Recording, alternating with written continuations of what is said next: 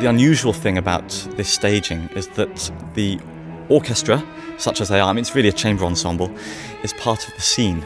So it'll be, I think, great for the audience to see the group of musicians play and what he does with just 7 instruments and a piano, so 7 string players and a piano, 8 in total. It's extremely intimate.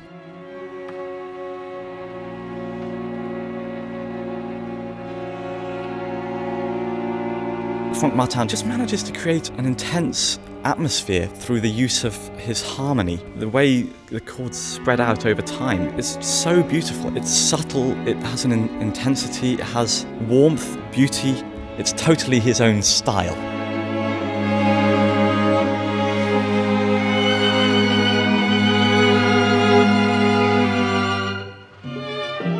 The depiction of the sea is a really interesting one. Just through the use of harmony, through the use of accents, dynamics, it all springs out of the score. He is able to depict storms and calm seas and undulating waves, and you can really feel the spray of the sea in the music.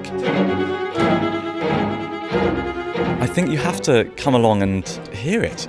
You will be intoxicated by the musical language. It's a very powerful piece and an extremely compelling telling of this myth.